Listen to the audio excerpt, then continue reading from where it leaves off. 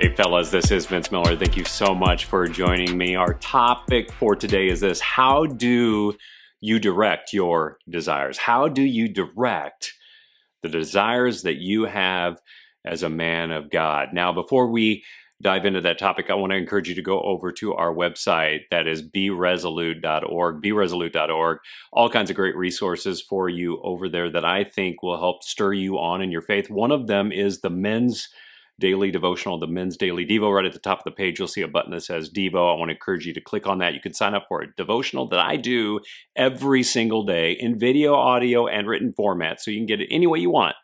And I'm just navigating through each book of the Bible together with you from a perspective of a man, looking at the men who wrote this book that I'm holding in my hand right here. So I want to encourage you to pick that up today. I think it'd be very encouraging for you, and even something that you can share or use to disciple others. So check that out today. And with that, we're back to our lesson. How do you direct your desires? So, gentlemen, let's face it, we have some strong desires, don't we? And they're not going away anytime soon. That's because God imparted to each man the ability to desire. But sometimes these desires misdirect our lives so that we act on them too quickly, which result in these unfortunate lessons we experience in life. Or maybe because we've made some mistakes with some bad choices resulting from some bad desires, we hesitate to act, questioning the desire altogether. Sometimes we just don't know about these desires and whether they're right, wrong, or indifferent, do we? And this is what we're going to look at from God's word today. But we can start by recognizing that there are many desires that are not wrong at all, right? So let's just categorize a few. For example, a desire for energy in the form of food calories after a long workout ain't wrong, is it? Or maybe the thirst for a cool drink after working outside and hard on a hot day. But there are other desires that might teeter on being wrong, but we really don't know sometimes. For example, a subtle desire to make more money, or maybe a longing for a new car, or perhaps a desire for female companionship. There are these like little times, right, that we feel these longings and they feel good and they feel like they're appropriate desires. But then there are times that these longings feel wrong and are wrong desires. And then there are times that we get to some really tricky ones, tricky matter, I call it, like the desires that surround our sexual activity, which are probably the desires your mind immediately thought of, right? So today we're going to address the broader topic of desires within the predominant context of sex and sexual desires. And we're going to do this for a few reasons. First, because Solomon talks a lot about sex in the Book of Proverbs. In fact, he's a bit of an expert on the topic. And by the way, he's got a chapter of the Book of Proverbs devoted to it and a whole other book of the Old Testament that addresses this topic too. Now, second, I'm doing this because I think every man has encountered the longings of sexual desire. Therefore, this context has a whole lot of real-time application into our everyday lives. Third, I love Solomon's approach because as we read Proverbs, we're really listening into a conversation that he's having with his son. And I think this is especially beneficial for us as men and fathers. But because it's his son, he presents the matter of sex and the issues of sexual desire and their results using these simple and understandable terms. And fourth and finally, I really think Solomon's descriptions give us a good picture of desires in general and what makes them good and bad, as well as right and wrong. In fact, in Proverbs 14, verse 12, Solomon says this. He says, "There is a way that seems right to a man, but its end is the way to death." And this is what we're going to try to learn today: how to discover life and not death. You see, while fulfilling our every desire may seem right, feel right, and even be all right, the end of every desire is not right. There are times our desires are wrong and lead to wrong things. As Solomon says here, it may seem right, but it leads to death. So let's talk about our desires within the context of sexual desire, right? Desires, they rage inside of every man, and Solomon knows this. In the few verses that we're going to examine today, we're going to listen in as Solomon is having the talk with his son about a man's desires. And at times he's going to use some, interesting metaphors that remind us that talking about this matter with our kids is always tough. It always has been. But by overhearing his conversation, we can gain some great wisdom for handling even our own desires. So today, we're going to look at a few sections of Proverbs chapter 5 and 6 and discover, how do we avoid wrong desires? How do we pursue the very best ones? And finally, how do we discipline our desires to get the best fulfillment and best satisfaction in this life? So let's dive in. First, you need to know the result of wrong desires. You need to know the result of wrong desires as a man of God. Sexual desires are something that every man is going to face off with in his life. It doesn't matter how young or old you are, these desires are a temptation of this world that every man is going to encounter. And for this reason, Solomon implores his son to heed his wisdom. Here's what he says in Proverbs chapter 5, verses 1 through 4. He says, "My son, be attentive to my wisdom. Incline your ear to my understanding, that you may keep discretion and your lips may guard knowledge. For the lips," hear those words, "the lips of a forbidden woman drip honey, and her speech is smoother than oil. But in the end, she is bitter as wormwood, sharp as a two-edged sword." Now, Solomon wasn't trying to demonize women here. That's not what he's doing. He's just having a private conversation with his son, instructing him on how to satisfy his desires in a way that's pleasing to God. He was never anti-woman. In fact, he's the opposite. He's very pro-woman. If you want proof, just read the last chapter of this book in the Book of Proverbs or the Song of Solomon, which has a whole lot of sexual content in it. But in this text, Solomon wants his son to understand the dangers of the draw of a certain type of woman, the promiscuous one. And this ain't every woman, but rather the draw of a certain type of woman at a certain moment in time. And so he wants his son, to know that when this moment happens for a man, this woman is going to appear, attractive, and she will say all the right things, but engagement with her is bitter, sharp, and deadly.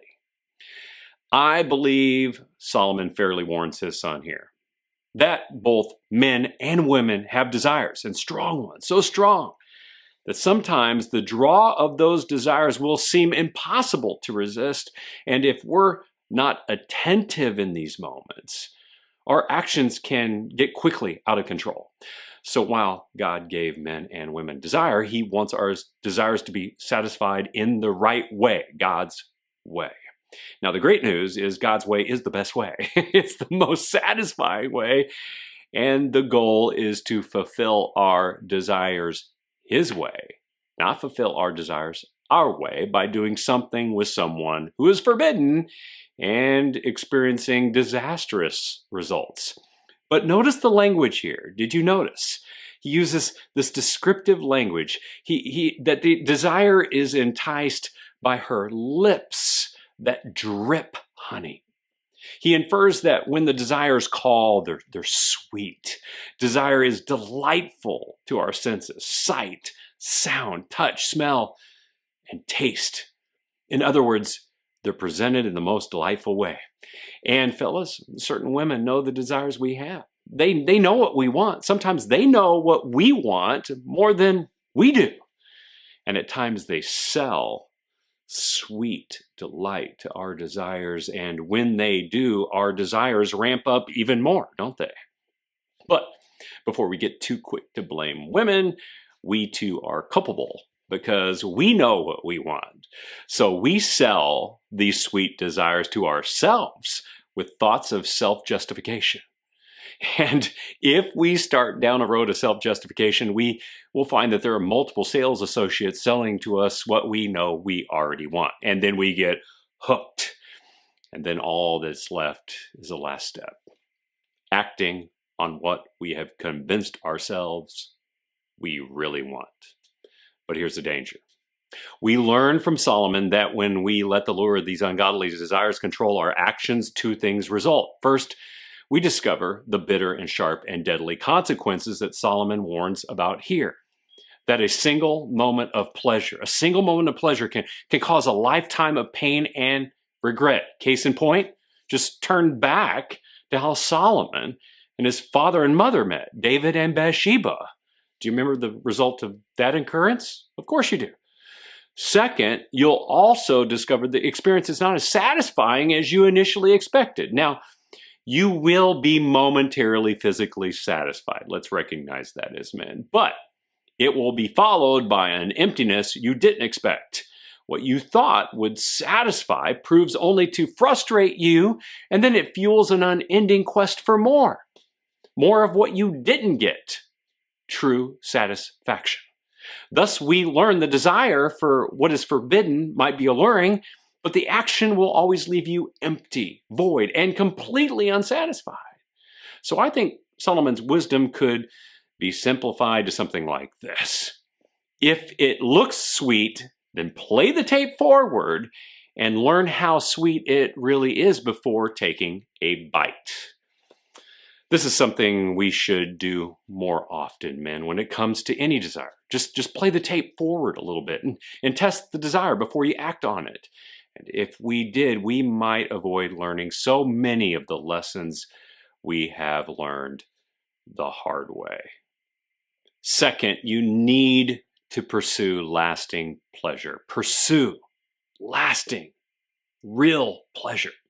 So while Solomon told his son what to avoid here, that is the promiscuous woman, and what not to do with her and his desire, he also is going to tell him what he should do, where to direct his desire. Solomon actually tells him the way to find incredible pleasure, believe it or not, because you see, we can't just avoid or stop a man's desires. Our desires are what make us powerful. God gave them to us.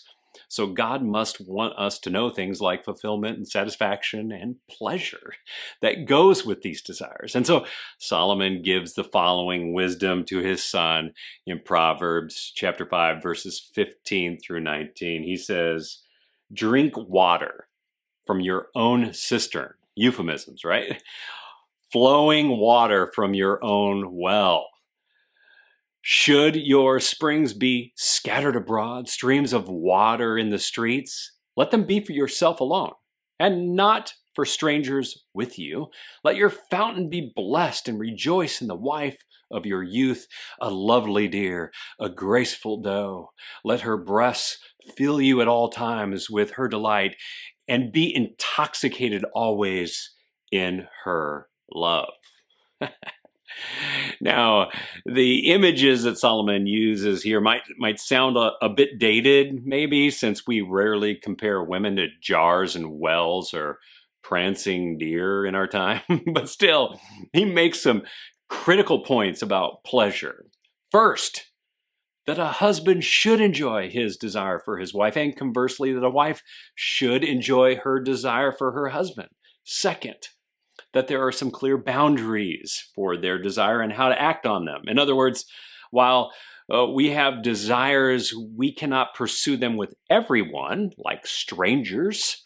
The husband chases what? The mutual pleasure of only one woman, his wife, the wife to whom he is spiritually bound, the wife with whom he is in a covenantal relationship and no other woman.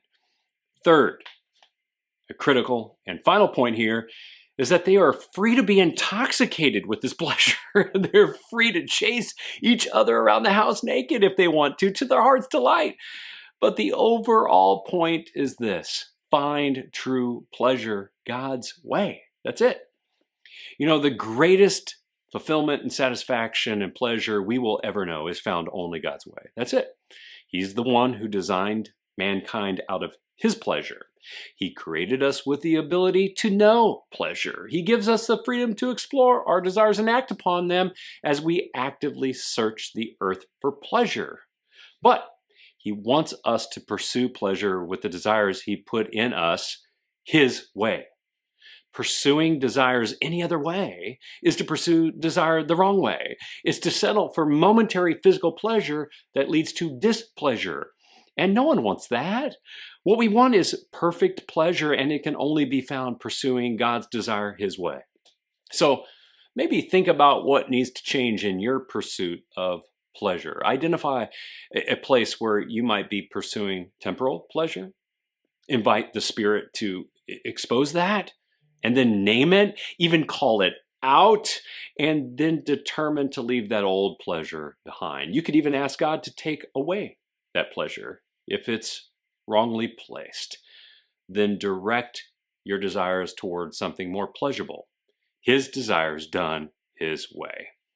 Only then will you discover the very best pleasure. And this is what Solomon wanted his son to know, that only in the context of a covenantal relationship between a husband and a wife will sexual desire find true and lasting satisfaction. Third, you gotta know and discipline your desires. You gotta know and discipline your desires. I think one of the things I enjoyed most about reading this section of Proverbs is listening into how Solomon proactively trained and discipled his son. As a father, he wanted the best for his son. And today, it is still wise for us as fathers to take proactive steps to guard the hearts of our children. But in the same way, it's also important for us as men to take proactive steps to guard our hearts from sin. As Solomon recognized, the unseen affections of our hearts are difficult to train, aren't they? The hard truth is our desires are often trained by life's mistakes. Sin is our predominant teacher, is it not? Therefore, we typically train reactively rather than take proactive steps to protect our lives from sin. We learn too many of life's lessons the hard way, don't we? Well, Solomon knew this and wanted to warn his son of this as well, as he warns all men. I want you to listen to a final piece of wisdom that he gives his son. And today it is found in Proverbs 6. I'm going to read verses 23 through 29. He says, "For the commandment is a lamp and a teaching, a light, and the reproofs of discipline are the way of life, to preserve you from the evil woman, from the smooth tongue of the adulteress.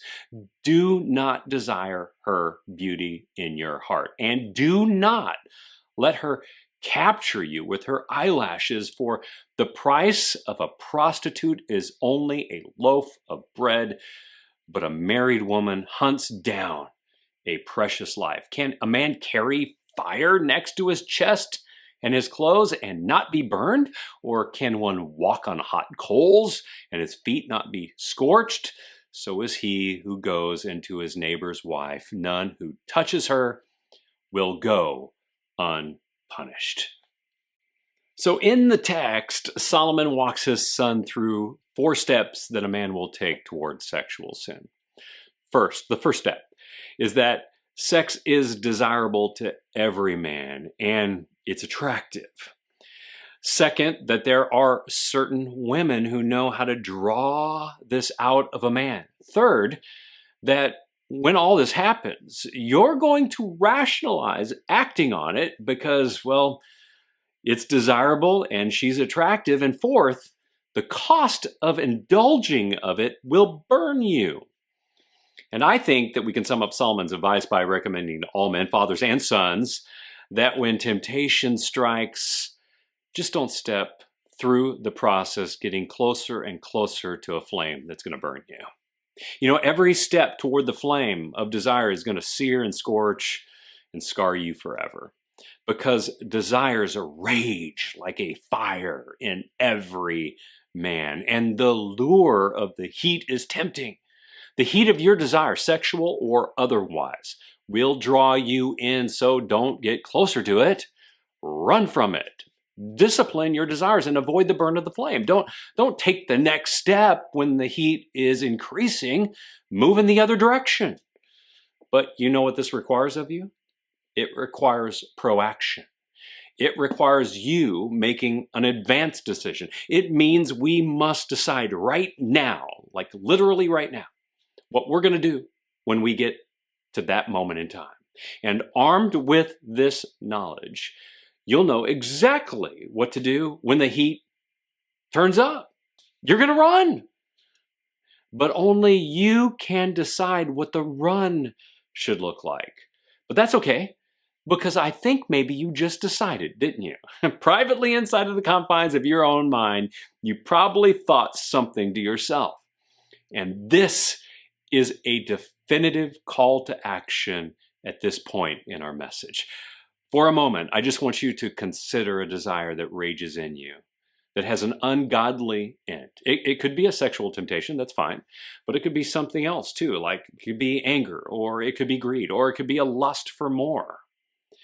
What is a desire that tempts you? Identify a place that you've been burned. That's the easiest way to find it. And then make a decision right now about what you're going to do the next time the heat of that desire comes on. And then, when the heat is turned up, do it. Run. This is how godly men actively listen to the conviction of the Holy Spirit and discover proactive new ways to discipline their desires. So here's your challenge for the week. I want you to confess a sin that's been nagging at you. Probably the one you kept thinking about as I've been talking. and get brutally honest about it. Get brutally honest about the situation, the desires, and the sins. And ask God for forgiveness and invite Him to heal the pain that you've caused others. Don't put it off any longer. And then remember what we have talked about today. 3 things a man needs to know about desire. A godly man knows the results of wrong desires. He pursues godly desires and their pleasure, and he knows and proactively disciplines his desires to avoid getting burned. God wants you to know pleasure, and you just need to do it God's way. Having seen how we can redirect and enjoy our desires, we are ready to move on to the next step of our journey in the Book of Proverbs. The weightier issue and learning how to desire, find, and nurture true wisdom as men of God. It's our next step in our journey through these sessions, so be sure to check back with me next week as we look at building wisdom into our lives as men. You don't want to miss it. And remember, as always, live all in for Him who lived all in for you.